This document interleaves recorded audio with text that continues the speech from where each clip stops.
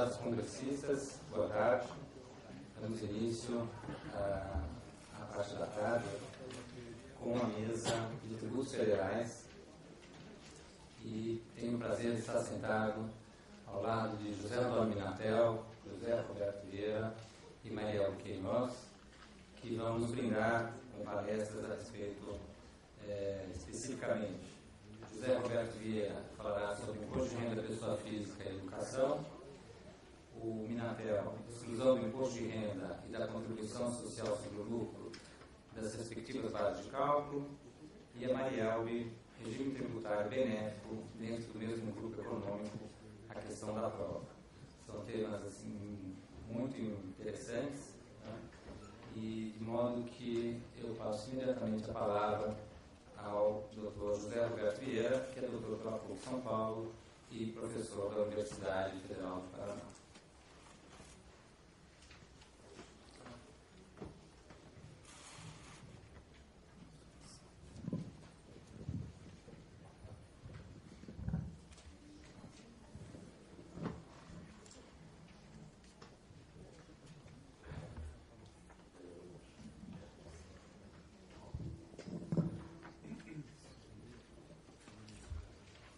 Boa tarde a todos, uma satisfação estar aqui sob a batuta competente do José Henrique Longo e dividindo a mesa com o José Minatel e a Marielbe Queiroz, que foram, desde muitos anos, além de amigos, colegas e companheiros da Administração Tributária Federal.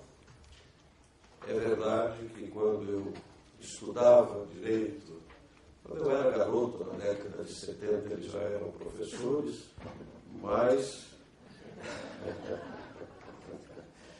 de qualquer forma, é muito agradável dividir a mesa, e como o nosso tempo parece que é extremamente restrito e o nosso presidente extremamente rigoroso, vamos de imediato ao tema.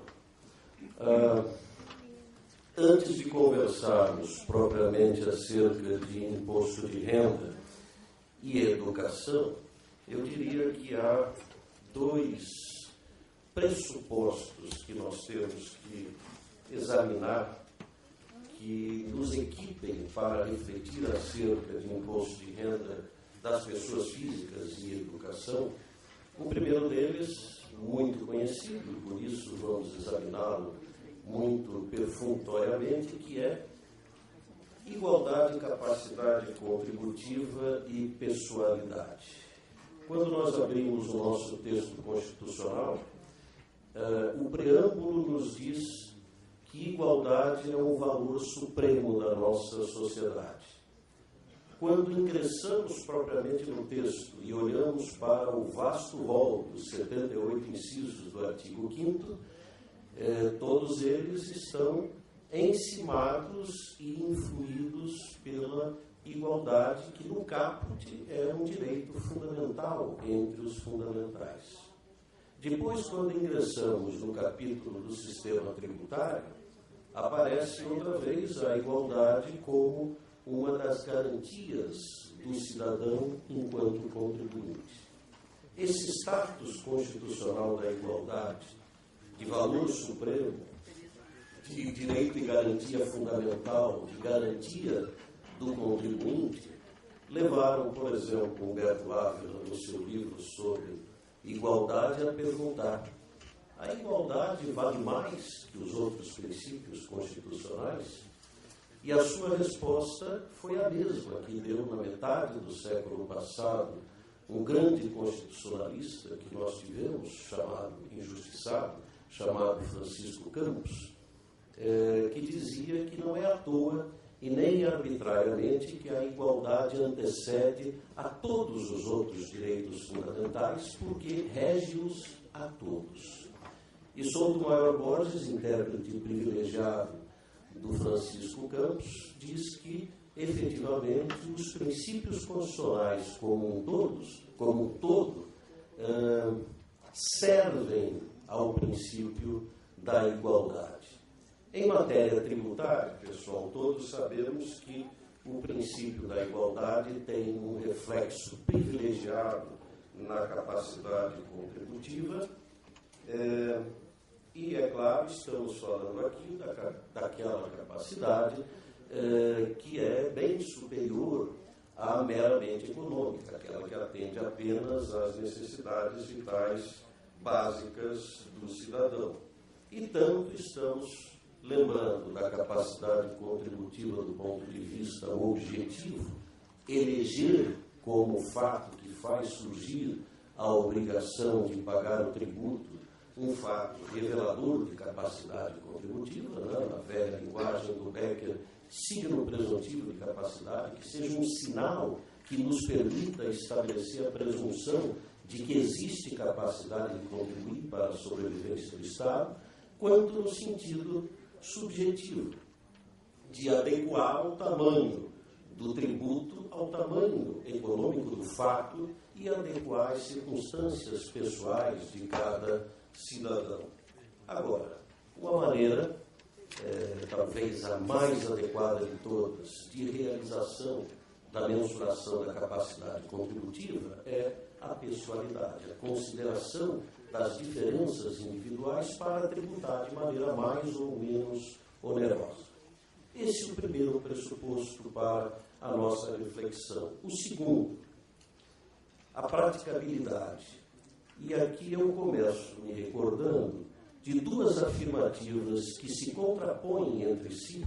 A primeira de 3 décadas atrás, de Hans Wolfgang Arndt, um professor alemão da Universidade de Mannheim, que termina o seu estudo sobre o tema dizendo: igualdade e praticabilidade são incompatíveis. E uma outra afirmativa de cerca de uma década atrás, do casal Tornabás, da Universidade de Coimbra, dizendo exatamente: igualdade e praticabilidade são definitivamente compatíveis. Quando nós vemos dois respeitadíssimos juristas como esse, um apontando para o norte e um para o sul, nós somos certamente tomados de angústia. Para que lado nós vamos? Vamos seguir o primeiro ou o segundo caminho? Não há dúvida de que a praticabilidade estabelece atenuações à igualdade, mas é possível essa convivência ou não?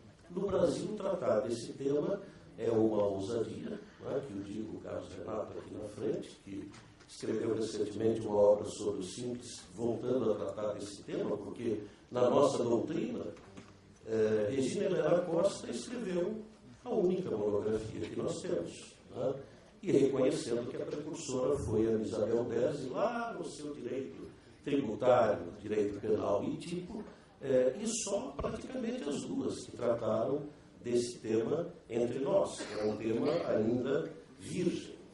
Fala-se facticidade, praticidade, pragmatismo, estandardização, sempre no sentido da busca daquelas generalizações e padronizações que perseguem aquilo que acontece normal e regularmente, abandonando aquilo que é atípico.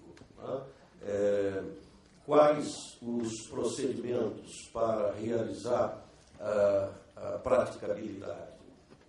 Presunções, ficções, as normas de simplificação, as normas de privatização da gestão tributária, a opção frequente pelo lançamento por homologação, os meios alternativos de solução de conflitos tributários, etc., etc.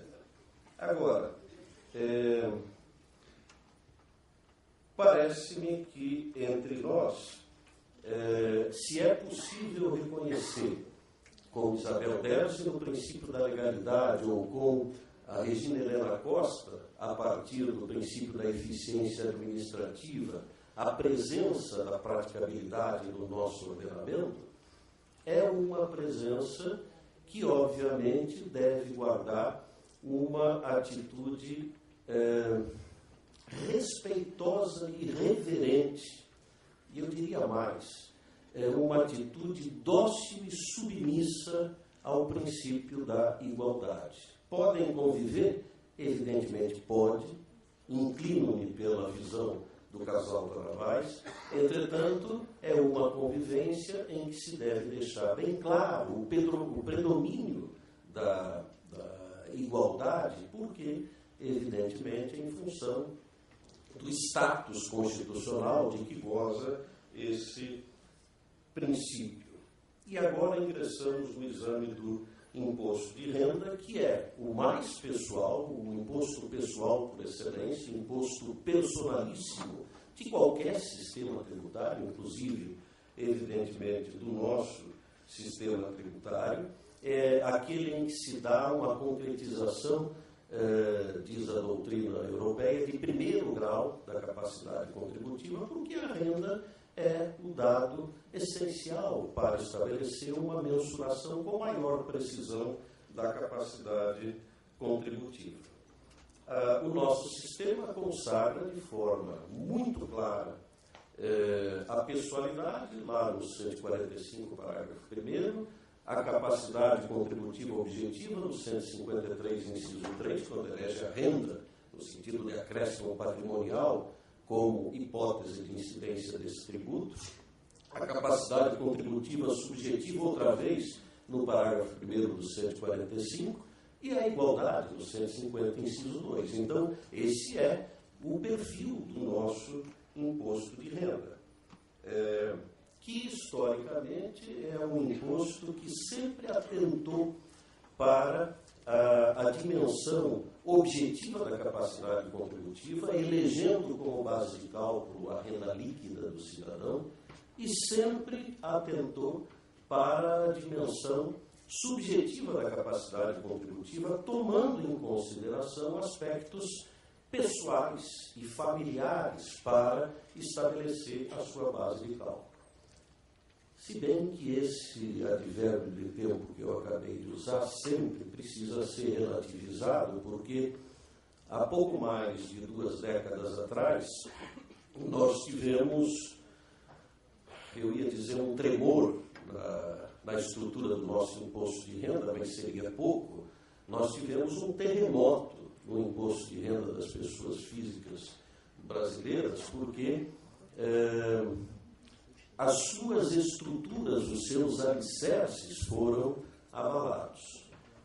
22 de dezembro de 1988, a Lei 7.713 achatou brutalmente a progressividade do imposto de renda, eliminou as isenções, revogou as deduções celulares, que eram despesas necessárias à percepção dos rendimentos, revogou os abatimentos da renda bruta, que eram as despesas de caráter pessoal e familiar, enfim, alterou profundamente a configuração que tem esse imposto, que tem, e o verbo é conjugado no presente, no texto constitucional brasileiro. A partir do quê? A partir do exemplo da reforma Reagan, norte-americana. Nós sabemos que o direito comparado, meus amigos, Paulo Biscarete de Rufio, professor de Direito Constitucional Comparado da Universidade de Milão, é algo que corresponde à experiência de laboratório nas ciências exatas para o direito, desde que desde que se traga um instituto provado e testado em outras plagas e que seja adaptado à nossa realidade jurídica. Ora, o transplante que se fez no imposto de renda foi um transplante em aberta contradição com as características da igualdade da capacidade contributiva e da pessoalidade do nosso imposto de renda. É, portanto, um transplante que permanece estrangeiro e exótico dentro do nosso sistema. É, portanto, um transplante que está destinado à absoluta rejeição.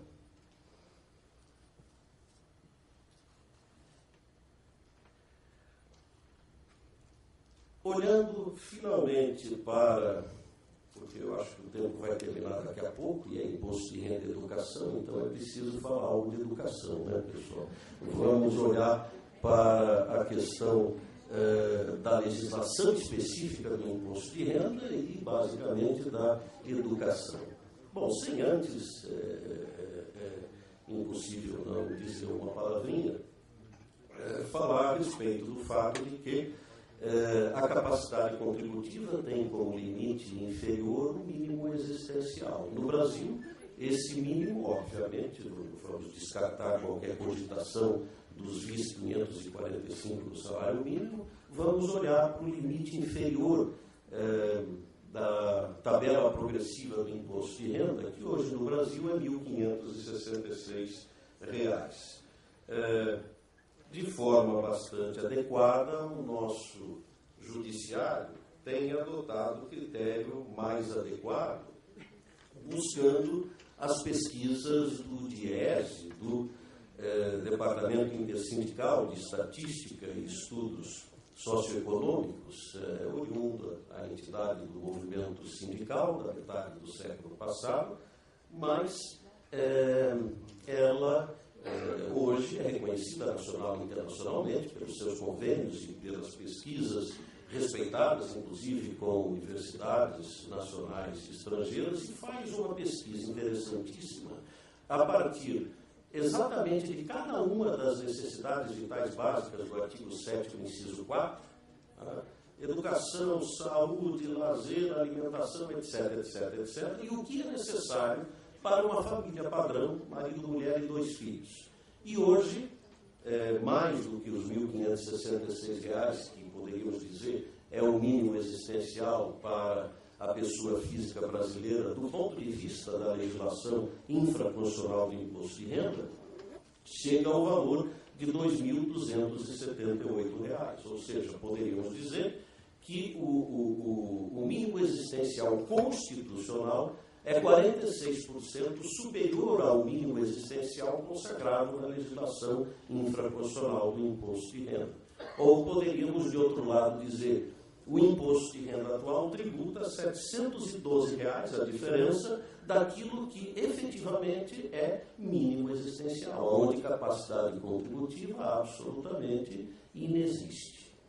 Bom, a mensuração da capacidade contributiva individual e subjetiva, ela se realiza na legislação principalmente pela consideração das despesas de caráter pessoal, e entre elas nós resolvemos dar destaque, na medida da possibilidade do tempo. Eu recebi um aviso aqui de 5 minutos. Interpreto que já usei 5 minutos, quer dizer, ainda me faltam mais 15, imagino que essa é a melhor interpretação.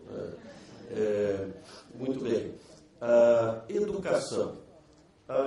A educação aparece no texto constitucional como, primeiro, direito social, lá no artigo 6º, segundo, necessidade vital básica, no artigo 7º, inciso 4, terceiro, dever do Estado e uma educação, artigo 205, que visa o pleno desenvolvimento.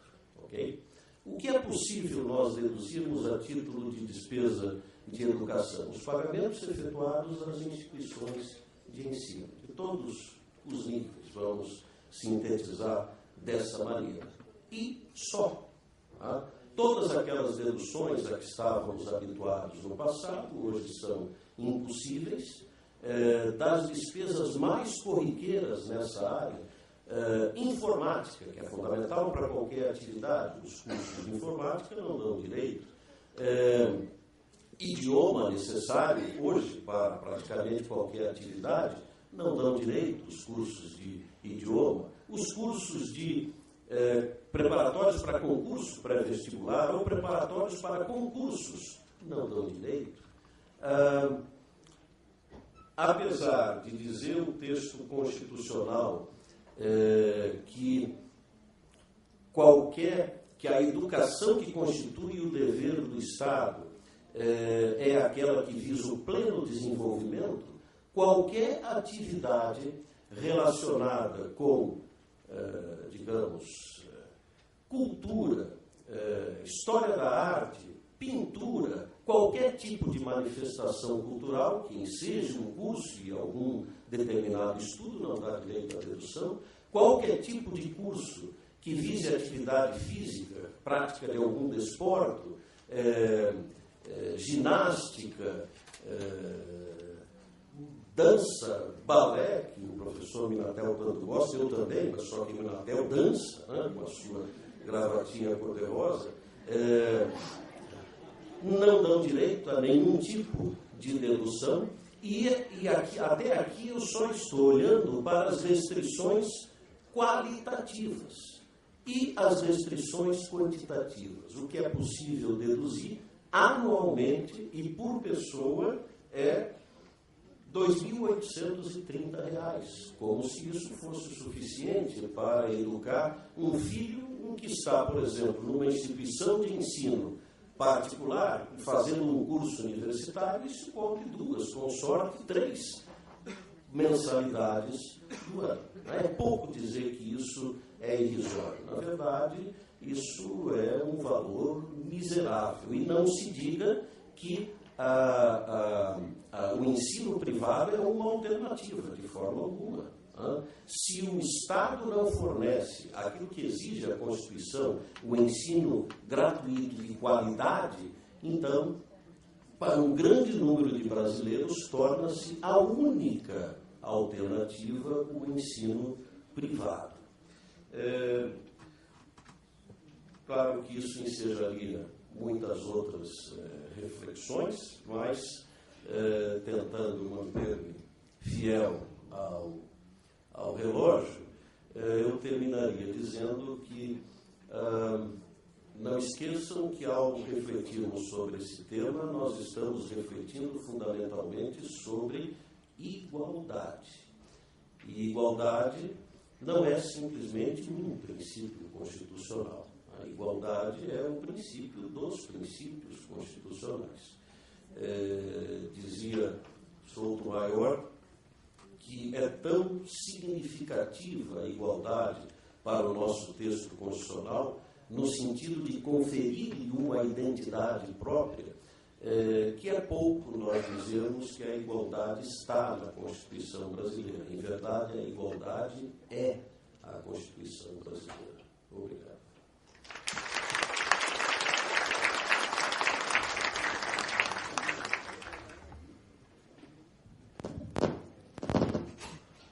Professor José Roberto, muito obrigado por suas palavras. É um tema importantíssimo, né? Porque, não obstante os comandos constitucionais, nós vemos que a legislação ordinária, né, não cumpre todos esses desígnios constitucionais. E também é importante porque toca ao bolso de todos nós, como contribuintes, né? Ao fazermos nossa declaração de imposto de renda, né, verificar aquelas limitações de todos os níveis, como ele bem mencionou. Passo a palavra ao professor José Antônio Minatel, que é mestre e doutor pela PUC, professor também da PUC de Campinas e do IBET, para falar a respeito de exclusão do imposto de renda e da contribuição social das respectivas bases de cálculo. Boa tarde a todos. Quero agradecer inicialmente ao IBET pelo convite de participar mais uma vez desse evento. Quero parabenizar a organização desse 8º Congresso do Instituto Brasileiro do Estudo Tributário. Quero fazer referência aqui meus colegas de mesa, doutor José Henrique Longo, meu amigo Jade de longa data, meus colegas Miriel e doutor José Roberto Vieira. Doutor José Roberto faz referência de que eu já era professor quando ele estava engatinhando nos cursos de Direito. Talvez tenha se equivocado porque... E fez referência que nós três, eu, Miguel e ele, participamos da administração tributária. Quando eu entrei nas fileiras da Secretaria da Receita Federal, o doutor Zé Roberto era conhecido como professor consagrado de IPI. Todos os auditores tinham que passar por treinamento e ele era o professor de IPI. Né? Eu de lá já saí há tanto tempo e ele continua sendo professor de IPI consagrado porque é expert na matéria. Meu tema, já indo direto, porque o tempo é curto, exclusão do imposto de renda e da contribuição social sobre o lucro das respectivas bases de cálculo. O tema é complexo, a meu ver, e aqui, né, tema na legislação tributária, ou a nossa própria legislação tributária, longe de ser uma dança de balé, né, eu coloco a gravata cor-de-rosa para tentar enfrentar a legislação tributária, porque a legislação tributária não é para balé, não tem a serenidade de uma dança de balé. Está mais para um rock pauleira, um samba de crioulo doido. Né? Mas, tentando amenizar o tema, exclusão do imposto de renda e da contribuição social sobre o lucro. Aqui o nosso ponto de partida, tentando fazer uma síntese nesse pouco tempo que temos, tanto o imposto de renda, como já o doutor Zé Roberto mostrou aqui a estrutura do imposto de renda na sua fala inicial, embora tivesse relacionado com a pessoa física, mas a estrutura condicional é a mesma. Então, o imposto sobre a renda incide sobre a mais-valia, a riqueza nova, um acréscimo. E esse acréscimo, no âmbito da pessoa jurídica, tem o rótulo de lucro. Então, olhando hoje para o texto constitucional, nós temos que essa materialidade lucro, esse acréscimo lucro, essa riqueza nova, é uma materialidade suscetível de duas incidências tributárias. Via imposto sobre a renda, lá pelo 153, inciso 3, e via contribuição social, com base no artigo 195, inciso 1, letra C, do texto constitucional. Então, lucro tem dupla incidência de tributos. Nós podemos chamar aqui um bis in idem, porque mesmo o ente tributante vai duas vezes ao mesmo evento, e aqui um bis in idem constitucionalmente autorizado. Então, partindo dessa concepção, que o lucro está sujeito a dois tributos, um imposto e uma contribuição, qual é a nossa questão aqui a ser avaliada? Vamos refletir sobre o quê? Na quantificação, na apuração dessa base de cálculo, é possível excluir os tributos para apuração do valor, da quantificação de cada um deles? E de pronto, também vamos trabalhar com o nosso cenário atual. Qual o cenário atualmente que nós temos? Desde 77, Decreto-Lei 1598, que diz o imposto de renda não é dedutível para apurar a sua própria base de cálculo. E, desde 97, com a Lei 9316 de 96, o artigo 1º dessa lei diz: a contribuição social sobre o lucro não é dedutível para a apuração do lucro real, que é mais de cálculo do imposto de renda, tampouco é dedutível para a apuração da sua própria base de cálculo. Então, temos no ordenamento regras privando de indedutibilidade, não permitindo essa exclusão. E a Lei 9316 de 96, no tocante à contribuição social, já foi levada ao Poder Judiciário, que o STJ, em julgados já reiterados e já submetidos ao rito do efeito repetitivo, diz que a Lei 9316 de 96 é perfeitamente legal, legítima, e que o legislador pode privar de indedutibilidade. A matéria está hoje no STF, que no voto do ministro Joaquim Barbosa reconheceu que o recurso que está lá transcende aquele interesse específico daquele processo e reconheceu caráter de repercussão geral, rito do artigo 543 do CPC, e está lá desde 2008 com esse caráter de repercussão geral já reconhecido, no entanto, pendente ainda de pronunciamento com grau de definitividade pelo Poder Judiciário. Então, este é o nosso cenário. Daí a relevância da nossa reflexão. É matéria ainda não definida com caráter final pela Suprema Corte. Então, nesse sentido, base de cálculo desses tributos. Se formos ao Código Tributário Nacional, artigo 44, ao tratar do imposto sobre a renda, diz que a base de cálculo do imposto sobre a renda é um montante real presumido arbitrado. Partindo dessa nomenclatura, o legislador infraconstitucional, o legislador ordinário, veio e criou regras, criou regimes de tributação da sistemática do lucro real, do lucro presumido, do lucro arbitrado. Se nós estamos falando aqui em dedutibilidade dos tributos, claro que isso só tem pertinência na sistemática de tributação do lucro real. Isso não tem relevância para a sistemática do lucro presumido, para a sistemática do lucro arbitrado. Só tem sentido na sistemática do lucro real. E da sistemática do lucro real? Como se define o lucro real? Bom, o lucro real nada mais é do que o resultado do exercício determinado com ajustes, com adições e exclusões para se chegar à base de cálculo do imposto de renda, que é o lucro real. Que ajustes são esses?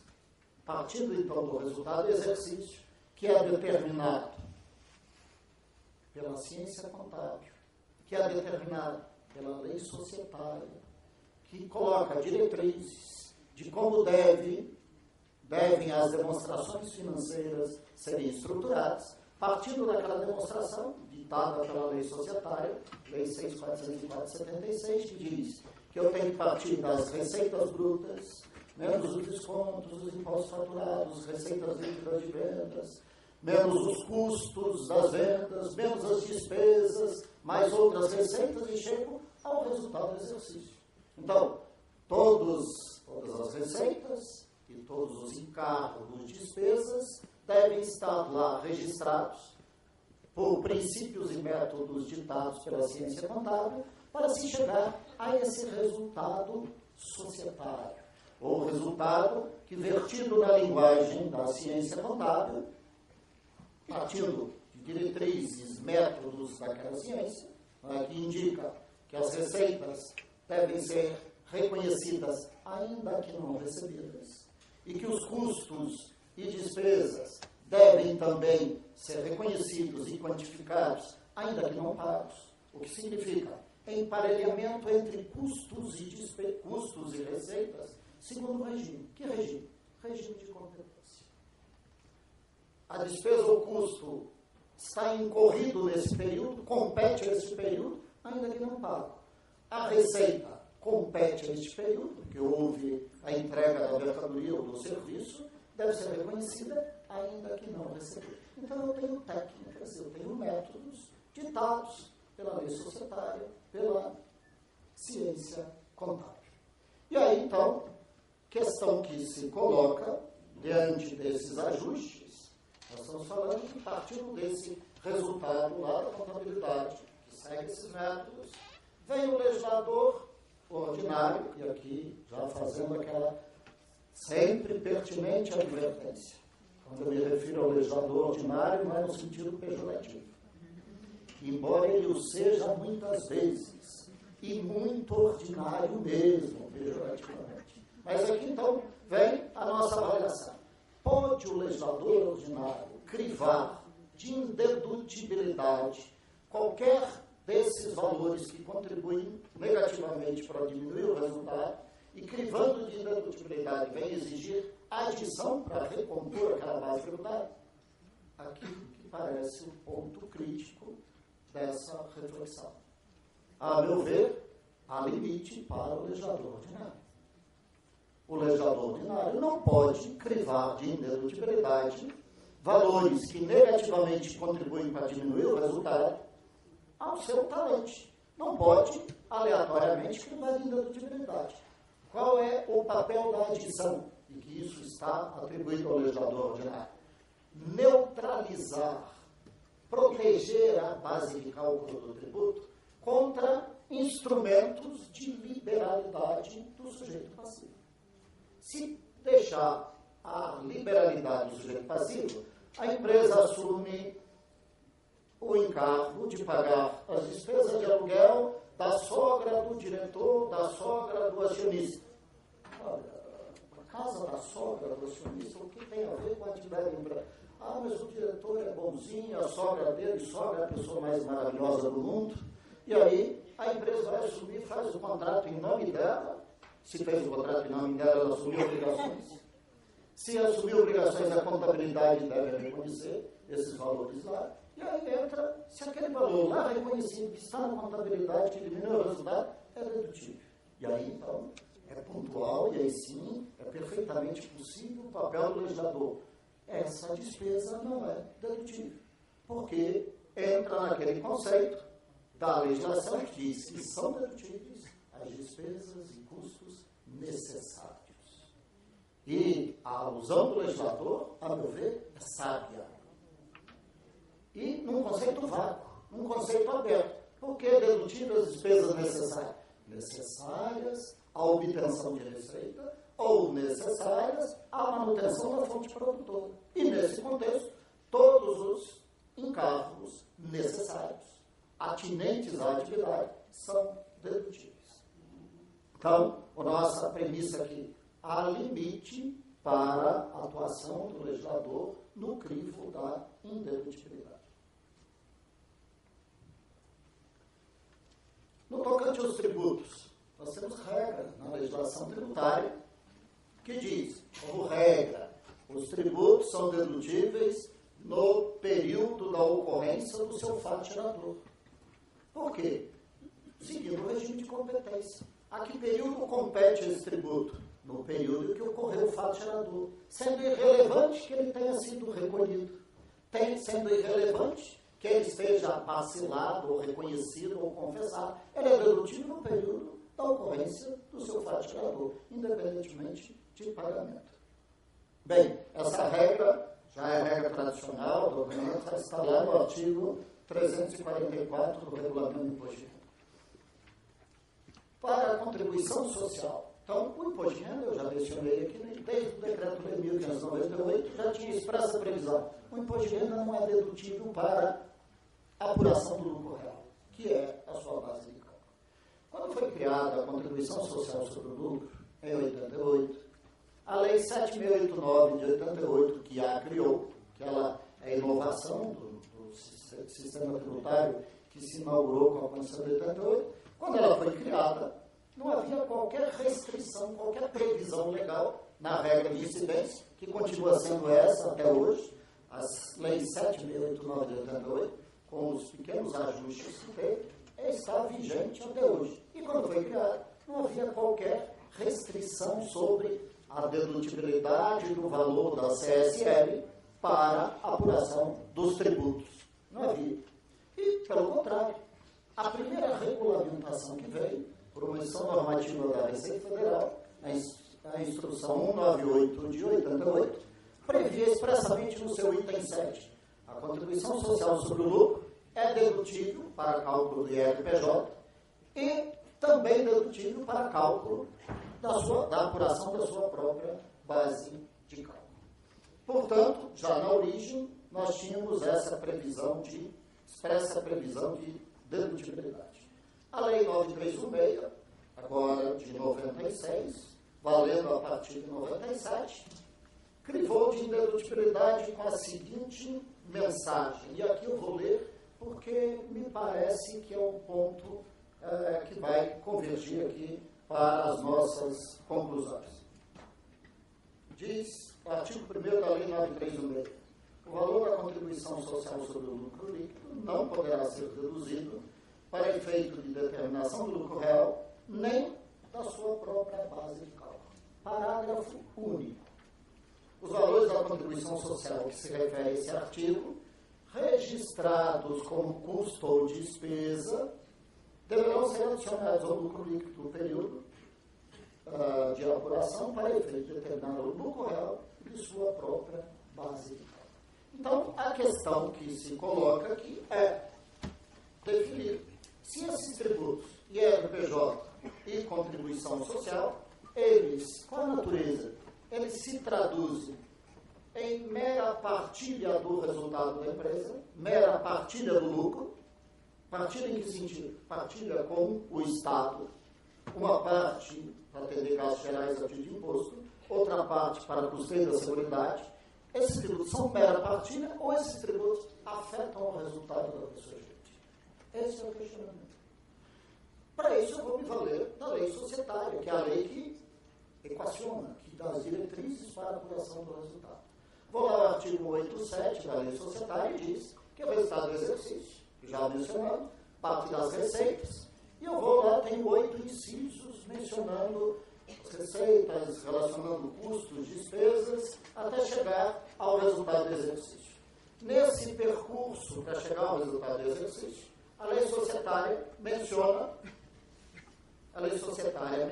lá no inciso 5 desse artigo 187, o imposto sobre a renda. Então, para chegar ao resultado, eu vou descontar o imposto sobre a renda, para chegar ao resultado líquido disponível para os sócio-acionistas, que equivale ao acréscimo da pessoa jurídica.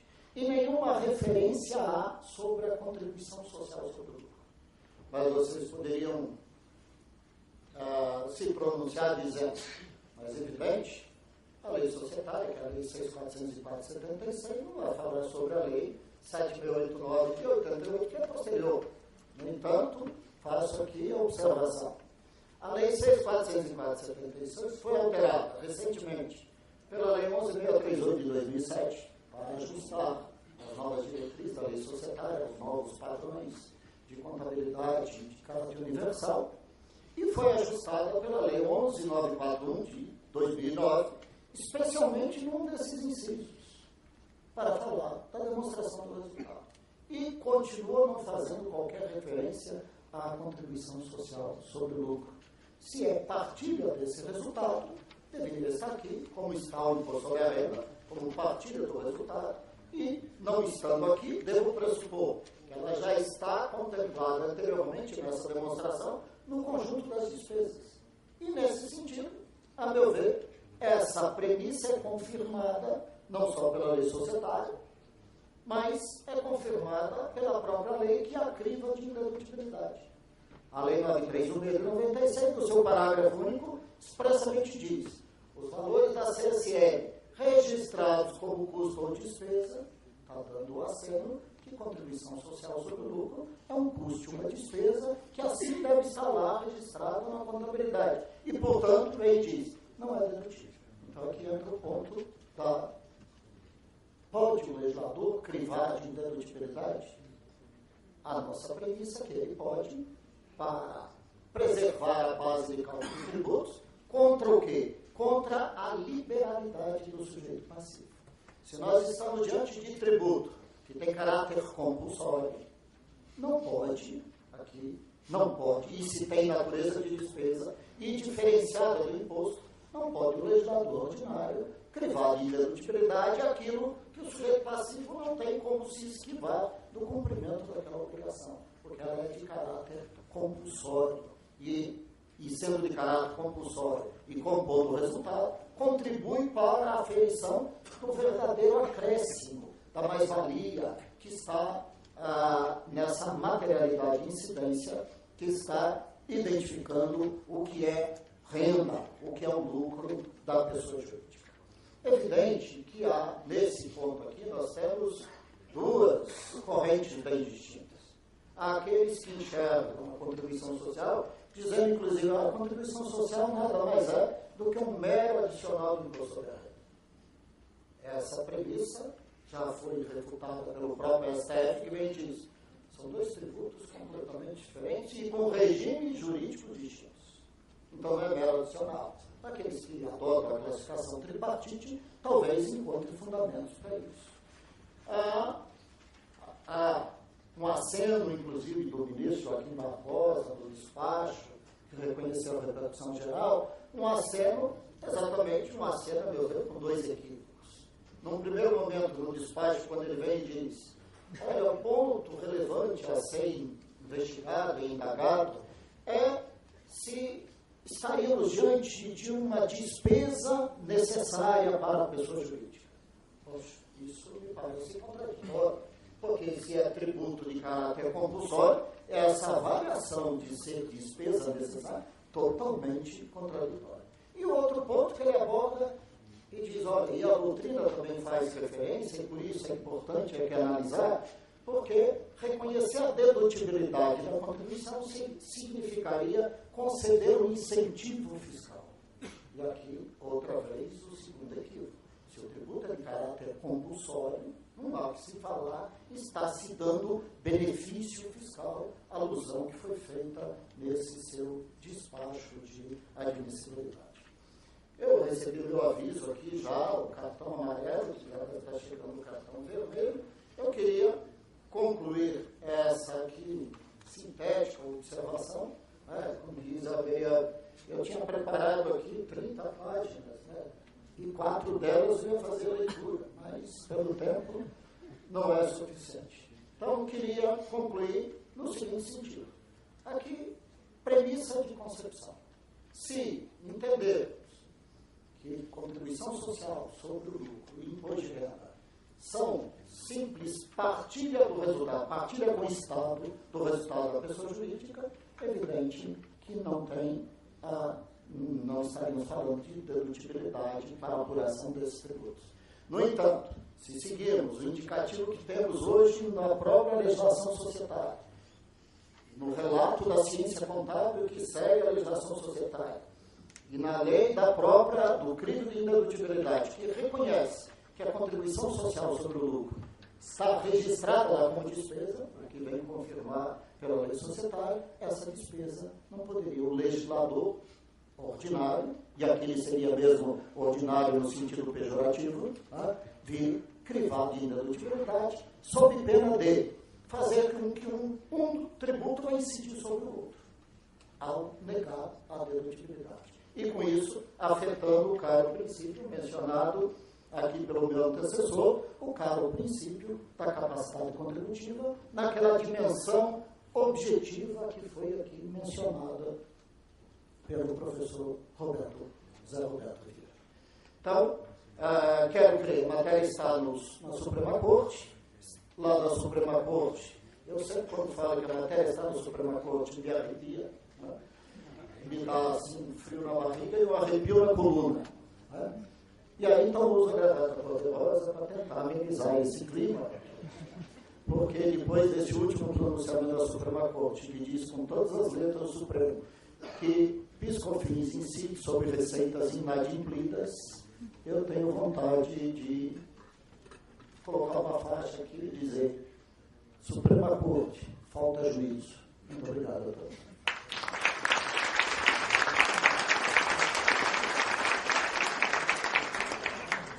Minatel, muito obrigado pela palestra. Parece fácil, né? Escutar o Minatel falar parece um assunto extremamente tranquilo. Eu não quero avançar no cafezinho do intervalo, então eu passo imediatamente a palavra à professora Mariel, que vai tratar do regime tributário benéfico dentro do mesmo grupo econômico, a questão da prova.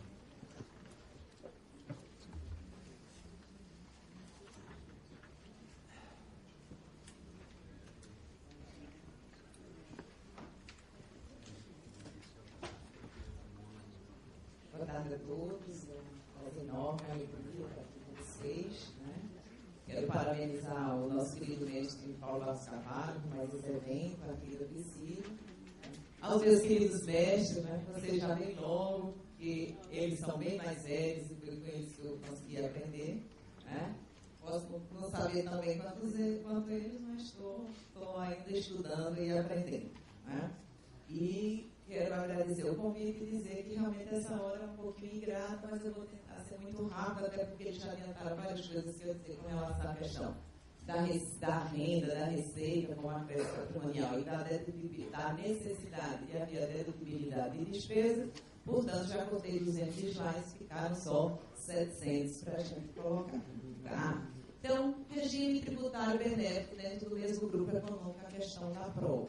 Né? E quer dizer que pela primeira vez estou obedecendo aqui o layout, né, bem simplinho do IBET, né, bem descoradinho, mas isso não vai durar muito, porque começam a dar um agito aí para ver se vocês acordam, né, que esse horário é bem ingrato. Então, veja, com os avanços tecnológicos, com os novos tempos, as novas relações, né, é preciso que se tenha uma nova forma de olhar as mesmas coisas no seguinte sentido. Né? O direito a Estado não conseguiu avançar, né? E aí uma das grandes provas que realmente, professor Zé Roberto Vieira, fiquei meio injuriadinha, igual o doutor Natanael, ou Minantel, desculpa, né? É que o avanço tecnológico é hoje uma das grandes coisas que mostra o quê? A idade, quem é mais jovem e quem é mais velho. Com todo respeito, né? O senhor tem Face? Então, vocês já sentiram, eu tenho Face, né? Então já sentiram quem é mais jovem. Né? Então, muito bem. E para que haja uma redução dos gastos e haja realmente uma otimização de custo e otimização de resultado da empresa, formam-se grupos, ou seja, é uma nova forma de estruturar as relações entre as empresas. Isso aí é um ligeiro quadro sobre a burocracia estatal, onde mostra cada vez mais que entre 183 países pesquisados, o Brasil está no 182, né? E onde se gasta muito tempo para fazer tudo. Então, é um gasto muito grande das empresas, ou seja, além dos custos de despesa necessários para a atividade, terá um custo adicional para cumprimento das obrigações necessárias. Então, é necessário, é importante e imprescindível que realmente haja uma redução, uma adequação dos custos para isso acontecer. Então, você tem a seguinte questão. Forma-se um grupo, controladores, pessoas controladas, e aí essa controladora ela fica pagando despesas para serem rateadas dentro do grupo. Ou seja, são despesas advocatícias, tecnológicas, administrativas, para equacionar os custos dentro do mesmo grupo econômico. Ou então, no caso da controladora, será receita, ou no caso das controladas, será despesa, e aí você vê que tem o viés da receita e da despesa que merece ser analisado. Olha, se a controladora contrata uma terceira, ou ela mesma presta o serviço, atenção, com o corpo funcional dela, não é o prestar o serviço, que é a atividade fim dela. Ela está contratando um grande escritório de advocacia, talvez o do próprio doutor Longo, ou o que os advogados, que é o meu, né? É uma concorrência, né? Mas, aí, nesse caso, esse custo vai ser rateado entre as empresas, porque todas vão se beneficiar. Ora, será a receita para a controladora que paga, que faz o gasto, e será a despesa para as controladas que estão rateando e estão reembolsando a controladora desses gastos. Então, é isso que a gente precisa analisar. Tudo parecia tranquilo com essa solução de consulta 38 da Receita Federal de 13 de janeiro, onde ela disse que as despesas comuns resultantes da atividade podiam ser rateadas e não seria receita a empresa que estava recebendo o reembolso. Tudo ótimo, achando bom, quando apareceu a 84 de 30 de agosto e disse, peraí, despesa pode ratear, mas a controladora vai ter que tributar receita. Então, essa hoje é a posição oficial. E o que era ruim pode ficar pior quando se trata de empresas vinculadas com prestação de serviço no exterior. Ou seja, o grupo controlado fora do Brasil, controladora fora do Brasil, controladas no Brasil, residentes. Como é que fica no caso da controladora, por exemplo, lá fora, fazer um contrato de marketing para que todo o grupo se beneficie? Segundo a solução de consulta, são despesas indedutíveis, né? Então, e diz também que as operações não se submetem aos preços de transferência. E, para piorar, diz que seria receita, ou seja, nem as controladas vão poder deduzir como despesa e ainda vão ter que fazer as retenções de imposto sobre a renda e CID, no caso do envio dos recursos para o pagamento, para reembolso dessas despesas rateadas. Então, é o que a gente pode colocar. A apropriação de despesas restadas são indevidas e, portanto, indedutíveis do lucro, do imposto sobre a renda, do lucro real e da CSE. Um outro dispositivo legal que a gente precisa pensar é o seguinte: o artigo 392 do Regulamento do Imposto sobre a Renda, que tem fundamento na Lei 4.506, de 64, né? Ele diz que recuperação do custo serão computados na determinação do lucro real, do lucro operacional, as recuperações e devoluções. Então, o que a gente precisa analisar é se isso tem a característica de receita, como foi bem colocado aqui pelos mestres, de acréscimo patrimonial, de riqueza nova. Um plus que entra na empresa, na controladora, seja brasileira ou seja do exterior, eu entendo que não. Isso, ela apenas está compartilhando um custo com suas controladas, com suas empresas vinculadas e interligadas, exatamente como forma de otimizar seus resultados. Até porque a própria lei das SAs diz que a empresa tem que ser bem gerida, tem que haver uma boa gestão. E uma boa gestão da empresa, com certeza, será a redução de custos e gastos de todas as despesas. Isso é usado como planejamento tributário? Sim, mas, com certeza, ela não terá um único viés. Ela tem um propósito negocial e tem um viés econômico e gerencial do próprio grupo empresarial. Muito bem. A lei das SAs, ou seja, grupo de sociedades, não é uma coisa nova, está lá na lei das SAs, que diz que pode ser constituído um grupo para combinar recursos ou esforços. No caso de empresas com controle do exterior, né, a sociedade controladora de comando deve ser brasileira, no caso de formar um grupo. E tem que haver convenção. Então, as linhas gerais de como se faz um grupo estão lá na lei das SAs. Né? E como é que fica a questão tributária quando se constitui um grupo? Né? Só para simplificar o que é a formação de um grupo, a gente pode pensar aqui nós quatro. Né? Vamos formar um grupo para quê? Para compartilhar o custo. Vamos quatro almoçar num bom restaurante, aqui de São Paulo. Né? Qual seria um restaurante aí? Doutor Longo? Fazão. O do hotel. Ah, essas coisas todas não. Né? Vamos ficar no Fazão. Né? E vamos quatro. Quando é na hora de pagar a conta, o doutor Longo, que é podre de rico, e tem um cartão black, né? Porque é o meu azulzinho que eu sou estudante. Né? Aí o que acontece? Ele vai e paga a conta de todo mundo e vamos compartilhar os custos. Esse valor que nós vamos dar para ele, será a receita dele? Não. É um mero reembolso do que ele fez gentilmente. E no caso, como eu sou a única mulher, com certeza, eles também não compartilhariam o custo comigo, porque eles são 3 cavalheiros. Né? Então, já levei vantagem. Né? E os companheiros que estão reembolsando, eles estão tendo uma despesa? Claro, eles estão pagando o próprio almoço e isso, desde que esteja comprovado, e aí vem o X da questão. É uma despesa dedutível e, como toda despesa, ela terá que ser comprovada de forma adequada. Muito bem. Essa relação de constituir grupo de empresas e ratear custos e despesas, ela é passível de tributação segundo os órgãos oficiais pelo IRPJ, CSL, PIS, COFINS, IRFON, IOF, CID e ISS. Ou seja, incide tudo. Né? E aí, nesse caso, deve incidir, ou seja, as despesas rateadas são dedutíveis, os valores recebidos são receitas, e se trata de uma prestação de serviço. Então, veja, para que a gente possa analisar, a gente vai ter que analisar o seguinte: o que é um grupo, quando há a prova e se foi efetivamente realizada aquela materialidade do tributo, que, sob a minha ótica, está na Constituição. Até porque, se tivesse na mão do legislador ordinário, significava que não precisava estar na Constituição. Porque se está na Constituição, é porque naquele momento decidiu-se o quê?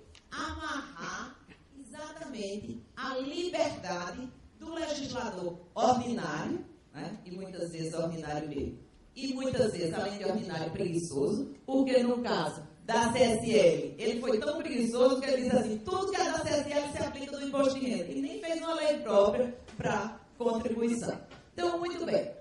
Um grupo econômico, na realidade, ele é uma forma de estruturação de negócios, ou seja, não é um planejamento tributário, até pode ter um planejamento tributário, ou seja, pode ter uma redução do tributo, mas necessariamente não se faz, até porque isso pode ter um custo mais onerado. Muito bem, tem propósito negocial, então teria atingido aquelas exigências clássicas que se faz para descaracterizar um planejamento. Quem pode fazer grupo? Pessoas interligadas, coligadas, holder, etc. E eu enxergo até que pessoas jurídicas independentes podem fazer um grupo exatamente com esse objetivo de quê? De otimizar recursos e custos. Vantagem de se fazer um grupo tem nomes, tem compartilhamento de redução de custos, etc., eliminar a contratação em cadeia, otimização, etc. Tem tudo aí que é vantajoso se fazer um grupo exatamente para otimizar custos e resultados. Quem executa? A holding, a líder ou a controladora, que é uma terceira pessoa, ela contrata terceiro, ou seja, um escritório de advocacia, ou pode disponibilizar a força de trabalho dela para o grupo também poder utilizar. E nesse caso, teria não ela prestando um serviço, mas ela rateando os custos de um serviço. Ele faz parte de tudo. Então, tem que haver demonstrações consolidadas e tem várias desvantagens. Ou seja, não pode compensar prejuízo, e é interessante que tem a regra que não pode compensar prejuízo de uma com o outro, mas tem outra que diz que pode responsabilizar as empresas do grupo pelas contribuições sociais. Para você ver como a legislação, às vezes, não tem certa coerência. Despesa centralizada pode aumentar. A equivalência patrimonial tem que haver, que às vezes pode ser vantagem ou não. Aumenta a hierarquia e independência e pode ter aquela responsabilidade tributária. A questão da dedutibilidade não é se pode deduzir, que eu entendo que tem que se deduzir. Aquela é uma despesa necessária à manutenção da fonte produtora e ao exercício da atividade. A questão reside em saber se está provada ou não. Qual, então, a natureza desses valores recebidos? Não é receita, não é prestação de serviço, tá? E, para se caracterizar reembolso, não é o reembolso da empresa controladora do custo dela. É um custo do grupo. Uma parte proporcional desse custo, dessa despesa, é de cada um. E esse reembolso que ela está recebendo é simplesmente, dou 100, pego 100. É como se fosse um empréstimo temporário que ela tivesse fazendo. Não reembolso de custo dela.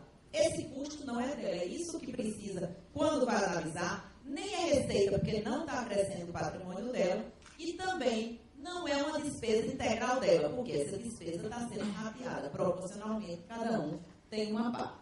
Será receita se for atividade objeto social. E aí é interessante. Não é receita, mas poderá ser se a controladora está prestando serviço. Então, tem que haver essa distinção. Se é uma empresa de advocacia que tem um grupo controlador e tem várias controladas, e aí ele está prestando serviço para as controladas, aí sim seria receita, que se diria imposto sobre a renda e ISS, tudo aquilo mais. Se não, se ela tem o corpo jurídico dela, ou o setor de marketing, ou o setor de contabilidade, ou o setor tecnológico, está sendo dividido aquele custo com todo mundo, então, nesse caso, não seria receita. Não é um contrato de prestação de serviço, e aí é interessante, por quê? Porque muitas pessoas vão fazer o rateio de custos utilizando o contrato de prestação de serviço. E aí, essa formalização poderia implicar, embora eu entenda que aqui se aplica perfeitamente, né? Que a forma tem que bater com o conteúdo, né? Isso que usa para desconsiderar planejamento. Ora, embora ele tenha um contrato de prestação de serviço, mas se na realidade não está havendo prestação de serviço, não poderia ser tributado. Minha filha, seu reloginho está errado. Então, muito bem. Nem tem objetivo de lucro. Ou seja, é uma mera reposição. Então, aqui a gente passa, tem que se ver a materialidade do tributo. Já vou bem colocado. Imposto sobre a renda e acréscimo patrimonial, então não caracteriza. CSL, lucro líquido, e RFON, em remessa para o exterior. Ou seja, ela diz renda ou ganho de capital, retenção na fonte.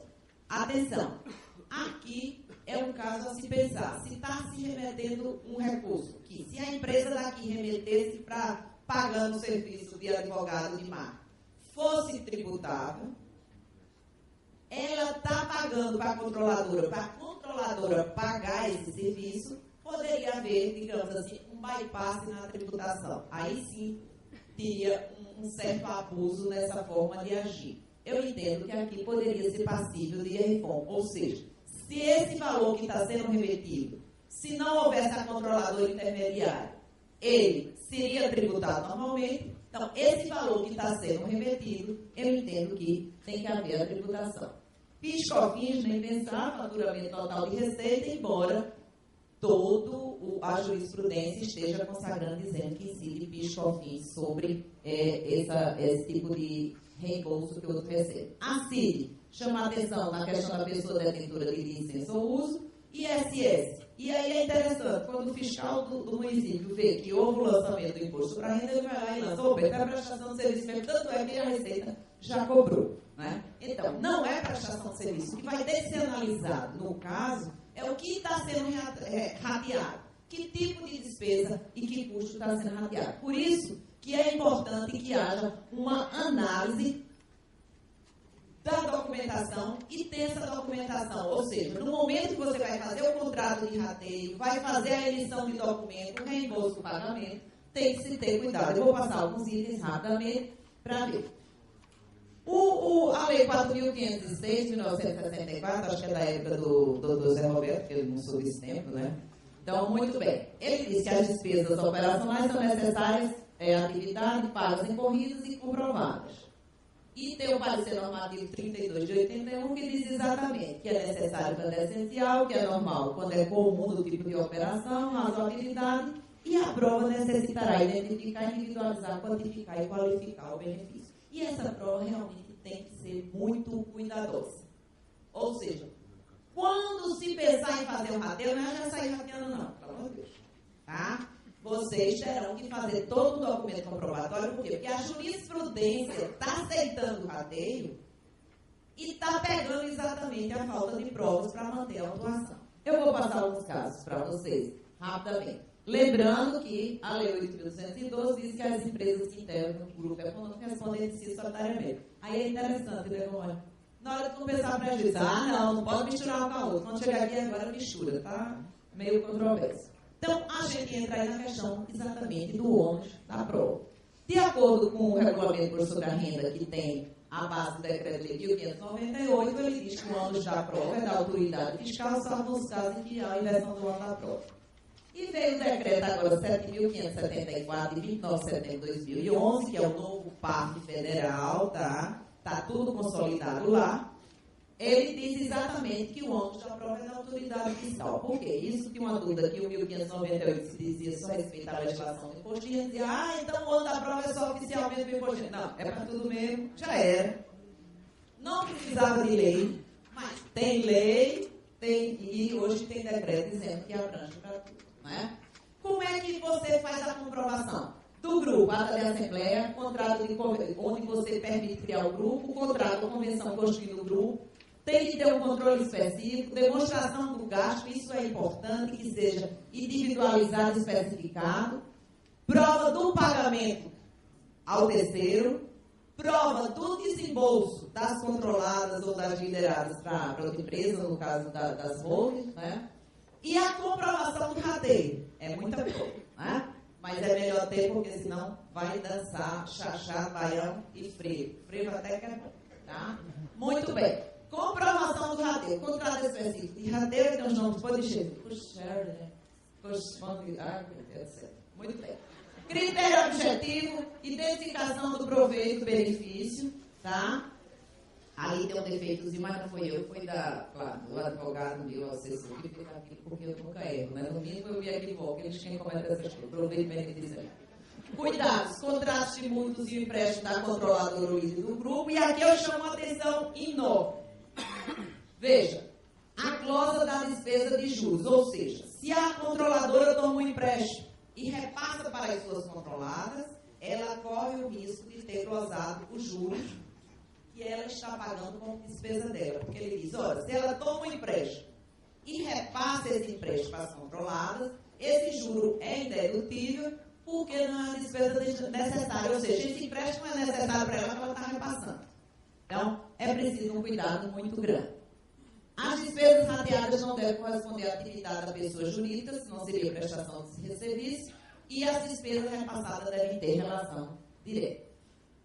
Aqui eu estou trazendo algumas soluções de consulta, vou passar rapidamente, porque vocês anotam o número e, claro, hoje à noite ninguém vai sair fazer nada, vão pegar e vão pesquisar isso aí, que é muito bom. Então, solução 18, que diz rateio de despesas, e ela dá indicação do que pode ser aceito, né? São rateadas em um grupo de empresas não dedutível, não basta comprovar, é necessário que corresponda a bens e serviços, são necessários normais usuários na empresa, e o rateio seja efetuado através de critérios objetivos e previamente ajustados. Então, você vê que essas funções são dadas pela própria Receita. A jurisprudência do CARF, inclusive, tem até um um acordo brilhante do doutor Longo, né, ele vem admitindo, você vê que realmente é a questão da prova de que houve essas despesas, de que a despesa é necessária e que houve o beneficiamento daquela. Ora, se são 4 empresas, contratam marketing para promover a marca da empresa, todas se beneficiam, mas contrata-se um advogado, só 2 empresas usam e as outras 2 não usam, tem que ter um critério muito específico e objetivo como é que isso vai ser rateado entre as empresas do grupo, porque você vai ver que toda a jurisprudência está em cima da glosa da despesa por não comprovada e considera indevida quando despesas comuns podem ser rateadas. E aí esse caso é interessante, ele diz, com base no convênio de custo, se a fiscalização não questiona o critério do rateio, é indevida a glosa. E aí tem vários acordos, não configura receita do grupo de exploração, e aí essa eu gostei, tá, doutor? Veja, receita, não tributável, mas não pode botar no grupo da exploração. Peraí, qual que vai atingir o Padre José? Não pode um negócio desse.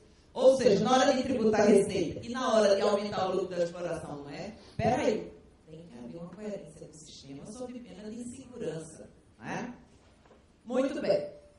Esse daqui também, o lucro previno rateio de despesas, né? Desde que tenha caráter contraprestacional, então você vê que tudo isso está no sentido de admitir e pega exatamente na questão da prova. Esse é recentíssimo, de 2010, que, tratando-se de coligado, não é requisito que os serviços contratados são relacionados à atividade da fonte produtora, foram comprovados, é correta a dedutibilidade.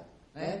Então, todas elas aí comprovadas, então, quando não devidamente comprovado, realmente há glosa. O famoso caso que nós temos no Brasil de despesas de planejamento tributário e que não houve a prova de que realmente acontecia, é o famoso caso Grandene, de 1986, né? E ele considerou que essas empresas constituídas foram exatamente para evadir e não comprovou que estava havendo os gastos divididos para cada um. E isso aí foi mantido no antigo TRF, acho que é o caso dos casos mais antigos tributários que a gente tem de planejamento tributário, e foi mantido, considerando que houve evasão. Então, isso tem que ser bem feito, o rateio de custos. Bem feito, bem comprovado. Não é receita, não é recuperação de custos da empresa livre, não é prestação de serviço, não é cessão onerosa de bem, não é aluguel, é despesa dedutíveis para as empresas, desde que o rateio esteja aprovado. Na realidade, trata-se de um compartilhamento de custos para otimizar gastos na busca de maior eficiência. E aí, vejam só, se a diferença do nosso sistema tributário brasileiro para o sistema tributário dos Estados Unidos é que, enquanto eles estão preocupados com iPad, iPhone e iPhone, nós estamos preocupados com IPVA e Imposto sobre a Renda, IPTU, PIS, ISS, ICMS, etc. Obrigada.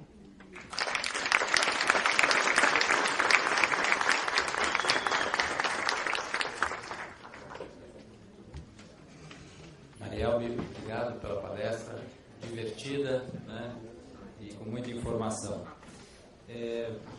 Vimos da palestra dos nossos 3 colegas, né, dos 3 professores, que caminhamos na contramão, né, do que diz a Constituição Federal, porque, por subterfúgios, né, nos deparamos com glosa de despesas, né, e também imposição de reconhecimento de receita que efetivamente não é receita.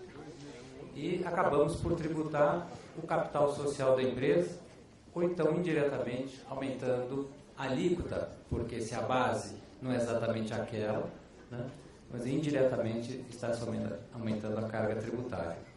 E em função da dificuldade do tema, né, muitas vezes os julgadores não enxergam, né, o que está acontecendo especificamente com o imposto sobre a renda. Bom, são temas interessantíssimos e eu agradeço aqui a presença dos meus 3 colegas com as brilhantes palestras e convido a todos para tomar um cafezinho no intervalo e voltarmos daqui a uns 20 minutos para a próxima mesa.